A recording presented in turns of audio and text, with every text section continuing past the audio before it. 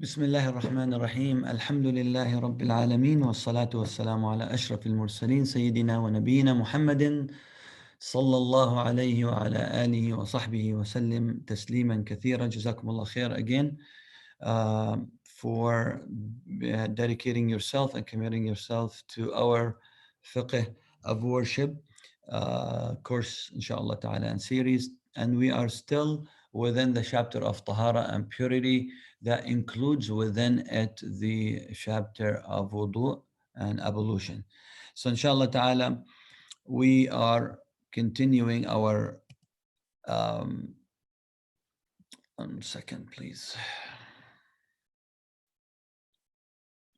I want to see today, inshallah.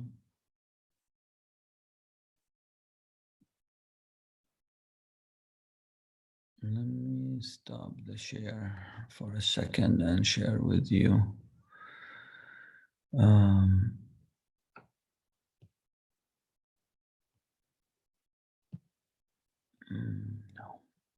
Okay, 1 second. I'm sorry.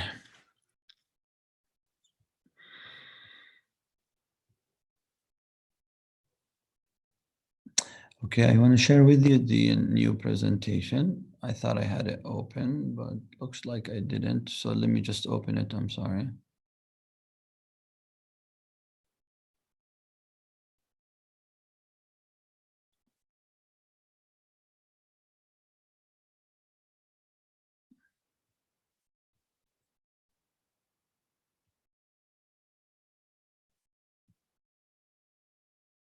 Okay, inshallah ta'ala. So I have, let me just put it in a presentation mode, inshallah. Here we go, inshallah. So, inshallah ta'ala, today we are going to talk about actions that require wudu. So now what are the actions that actually it is a prerequisite? It's a must that we have to have wudu. It's very simple, just for you to remember. It's the prayer, salah, requires wudu. And also tawaf when you are in umrah and in hajj. So what I would like you to know is that uh, just specifically for tawaf. So salah, it is agreed upon, as it says this agreed upon, and you can rest assured that there are no other scholars on the face of the earth that says no, you can actually make salah without wudu. Same goes for tawaf, but to be honest with you, tawaf is not 100% agreed upon. There is a minority opinion that actually does not see that wudu is a prerequisite of tawaf. I just had to tell you this because as you go deep in the fiqh books, you will find that.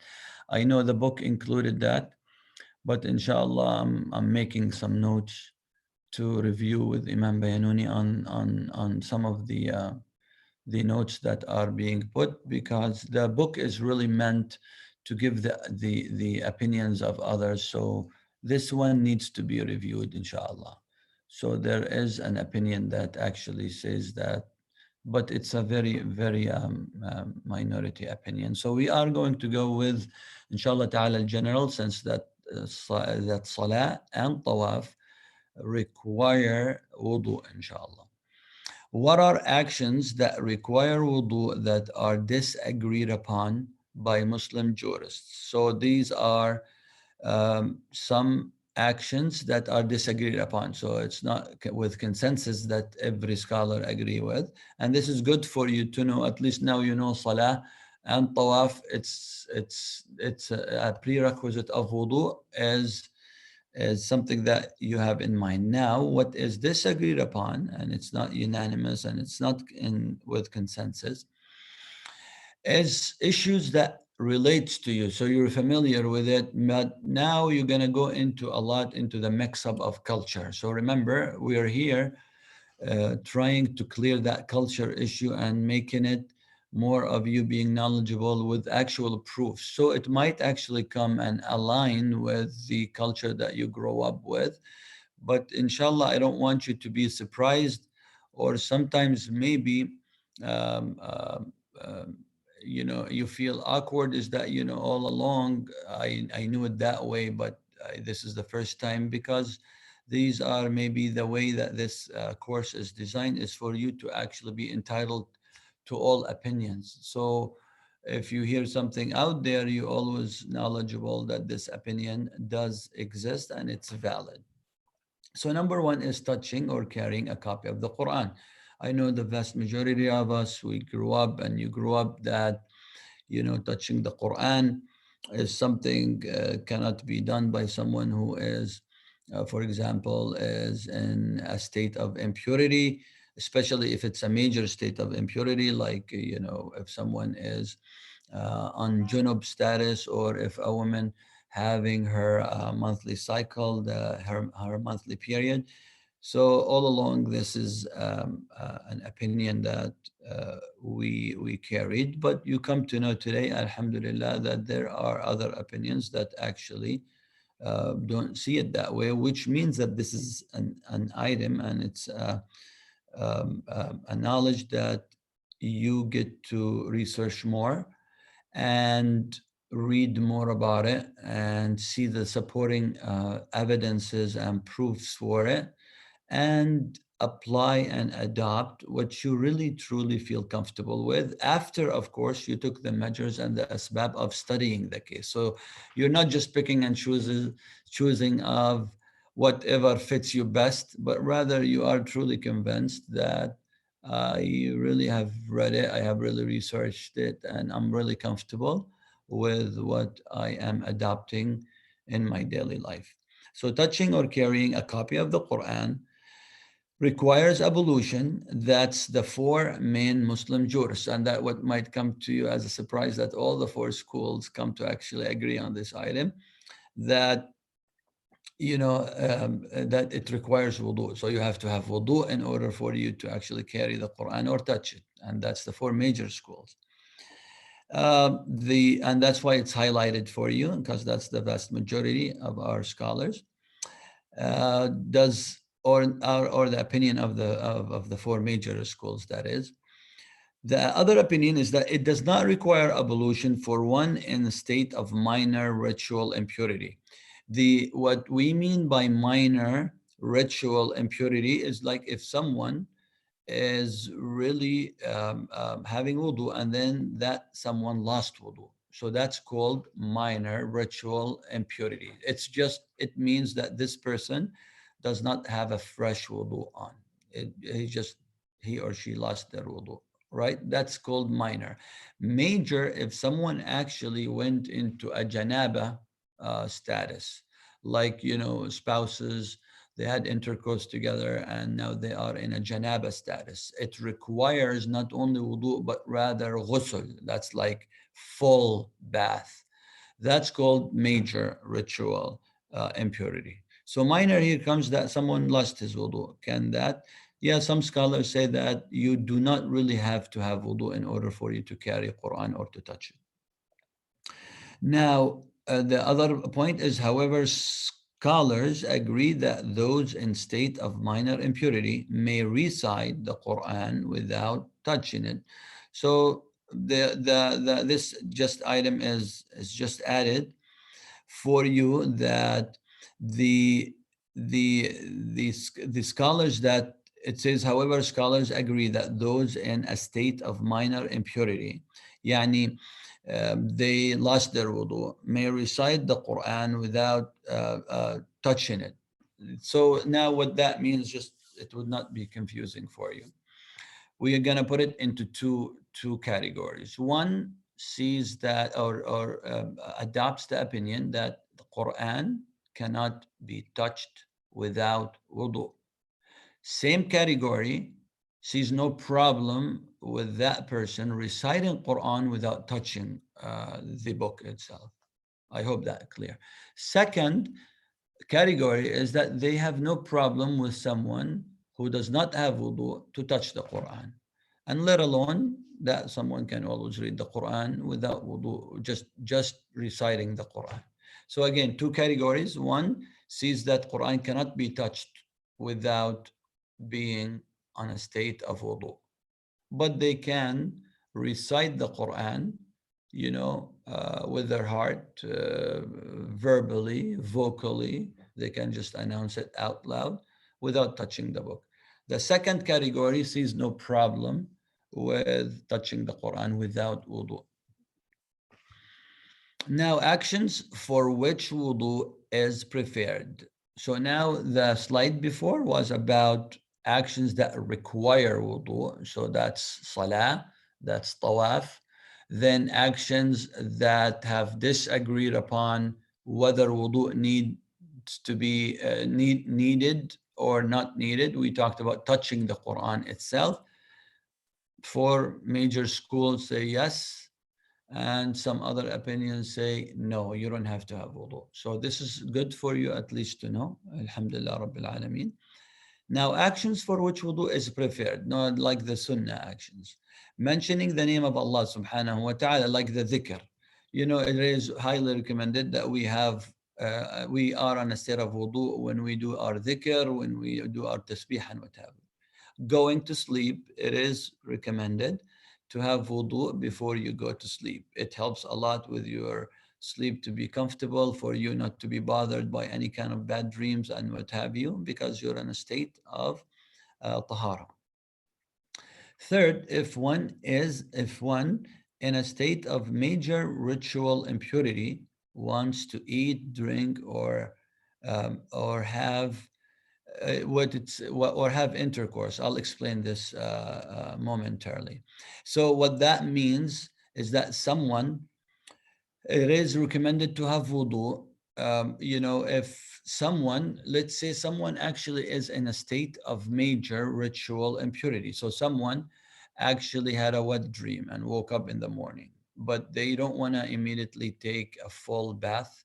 Can they go to the kitchen and eat, or is it absolutely required to go immediately and take a shower? Same thing goes with couples who had a relationship together of intercourse, and they are not rushed to go out of the house and what have you.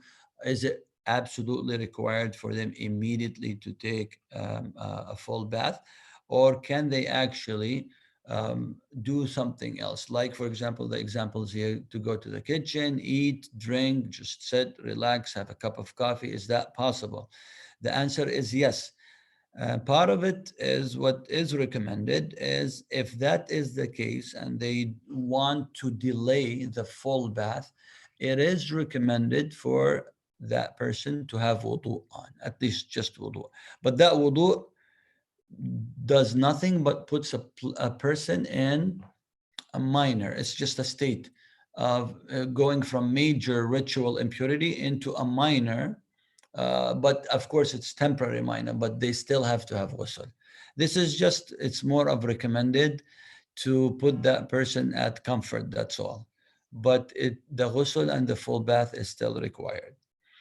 Now, I will repeat that just in case I don't want to confuse you. Before bathing, that is something that is recommended, is that people go into shower before they start rubbing their bodies and putting shampoo on, and it is recommended that you have wudu whenever you have any shower, or whenever you have bathing, and have, especially for those who wants to do ghusl, same thing. It is from the sunnah is to have wudu on, to do wudu before you do the ghusl, while the person is still in the shower. So what that means is that you just precede the ghusl with a shower. So you start, the very first thing you do before you go into other actions of wetting your body and whatever, is that you start with a shower, even while you are taking a shower. So you just do wudu at first. Before eating food touched by fire, this is just one of the things that has some of the hadith but remember, these are things that not fully agreed upon and what have you. It's just recommended to have wudu on, and then inshallah ta'ala, if when we go into the ahkam and rulings of some types of food, I will cover for you these things, similar to what we covered yesterday. Remember, if someone has a question, is why do we have to make wudu if we eat meat camel and what have you? So that answer, inshallah, we will when we go to the chapter of food and we talk about food. So, inshallah ta'ala, I'm sorry, I was just interrupted by a sign from the security, so we're all good, inshallah. Before eating food, we're done with that. Renew ablution for every prayer. So from the sunnah is that a person, even if you have wudu and you did not lose your wudu, from the sunnah, and it's recommended that that you do a renew of wudu. Just give me a second, I'm sorry. Sending a message.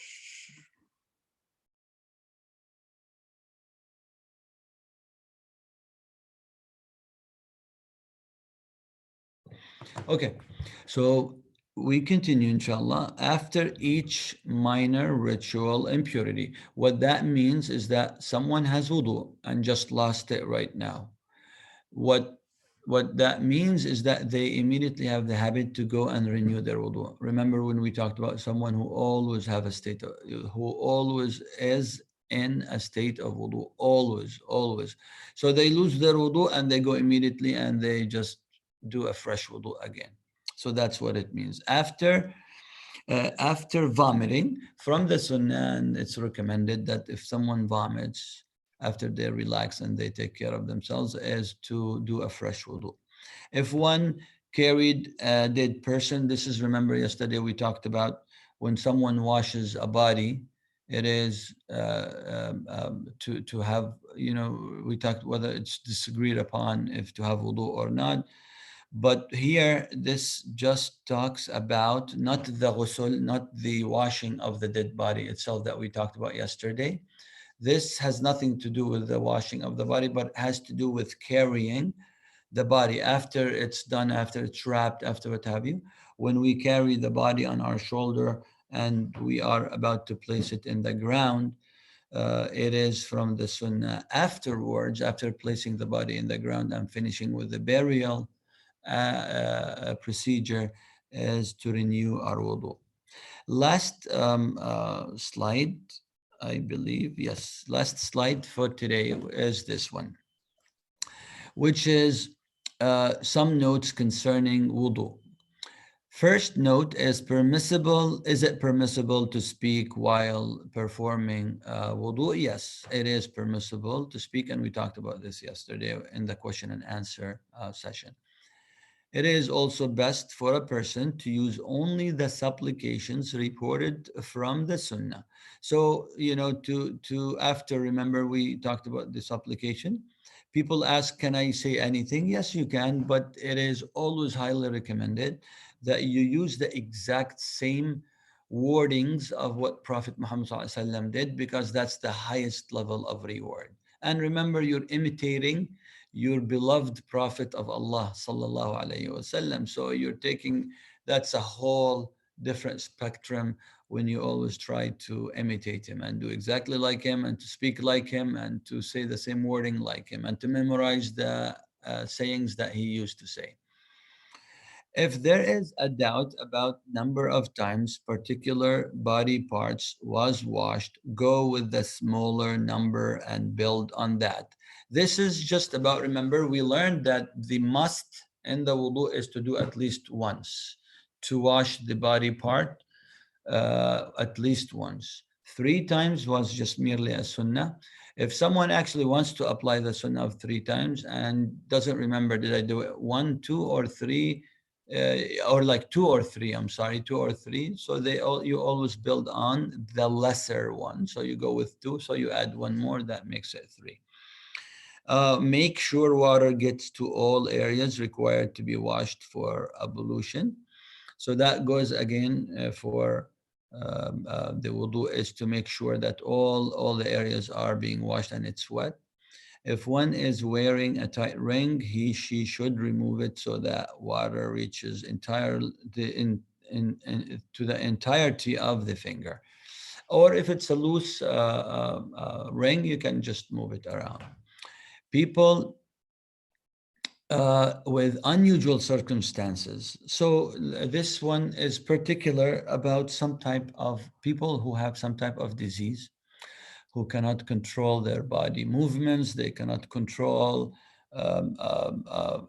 releasing or discharging some of the impurity. And these are, of course, some type of disease, like some people. May Allah subhanahu wa ta'ala protect you all. They just cannot control themselves when it comes to urination. And also when it comes, even when they want to use the bathroom, but it's urination that's mainly the biggest problem. It is not really the stool issue, because that is more controllable with their muscles, but it's the urination that really puts some people at very difficult and challenging times, where they have to renew their wudu, and they start their prayer and they feel the wetness again and they have. So here the scholars said that this is not needed. It is absolutely not needed. What's needed is just to refresh the wudu every time they're about to pray, and they would just cover themselves and wrap themselves, and then they start their prayer. Khalas. Even if they feel any wetness or what have you, Allah subhanahu wa ta'ala is the most merciful, because this is something that they just cannot control. So they just need to move on and no problem, finish their prayer with no issues, and they do not need to repeat any part of the prayer, inshallah. Permissible to be assisted by others in performing wudu? Yes. Permissible to dry yourself after wudu? Remember when we talk about, that leave this beautiful, blessed water on your body unless you are going to be itching and what have you. But then some people would ask, is it permissible to actually dry my body parts? The answer is, of course, yes. So that's, inshallah ta'ala, would end our session for today, and that would actually end the section of wudu. What we will be discussing next, inshallah, on Monday, would be the whole chapter of ghusl. And I know that is a chapter that I need to take my time with, because we have a lot of questions about, the before and the after and what have you, and within and all that, and how it is performed, what's the best way of performing it, and what have you. So inshallah, we will dedicate a whole session for that, inshallah. With that, inshallah ta'ala, I'm finished, and I will take, again, as I remind you every day, inshallah, the session is finished. So if you're obligated and committed to go finish your other obligations and commitment, by all means, feel free to do so. Jazakumullah khair for tuning in and being committed to this series. May Allah reward you, Ya Rab. Ameen. So I have a question. Mm.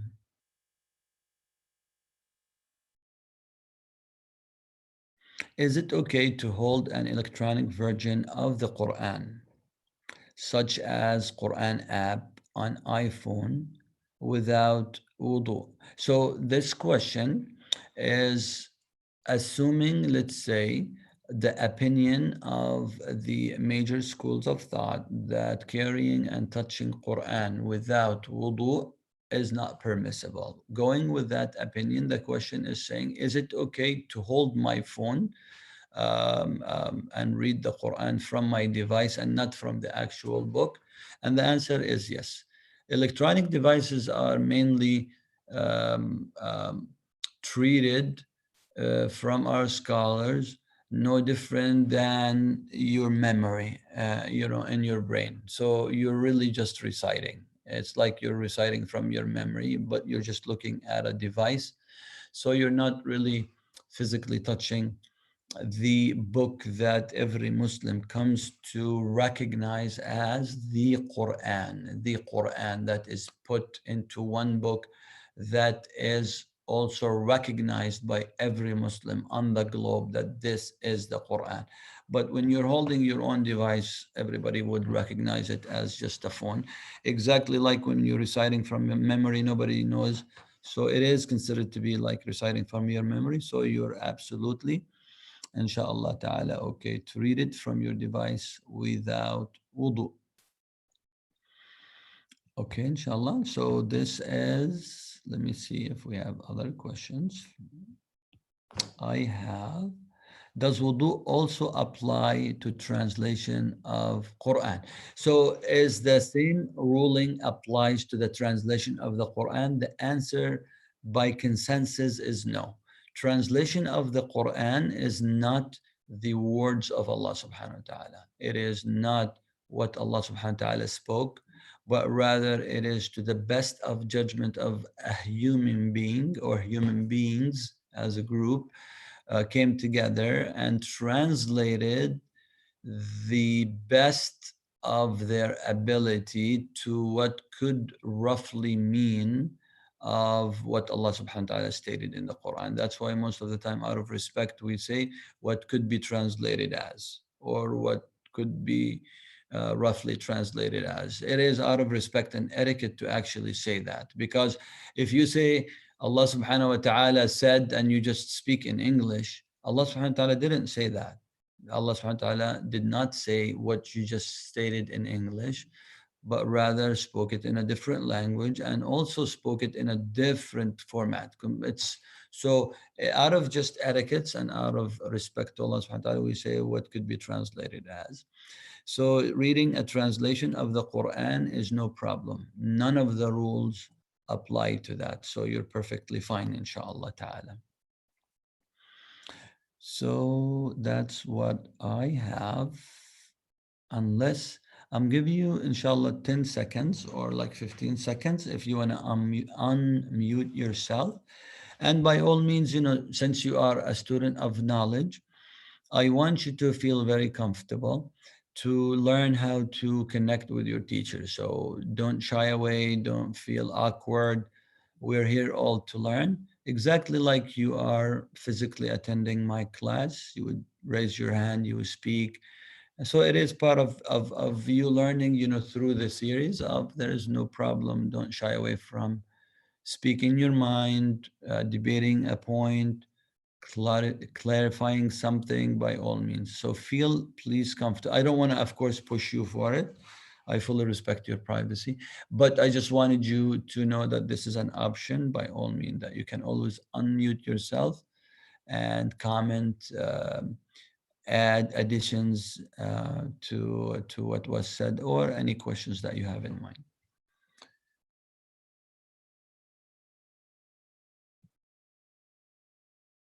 With that, I am all good. So inshallah, I'll let you go for today. And inshallah, we will see you and we will connect again on Monday. We will go into the ghusl and some other, ahkam of the wiping on socks and what have you, but not all on Monday, but it will be included throughout the week. That comes, many of the ahkam comes handy, inshallah. Jazakumullah khair wa barakallah feekum, inshallah ta'ala, and see you on Monday, inshallah. Barakallah feekum. Assalamu alaikum wa rahmatullahi wa barakatuh.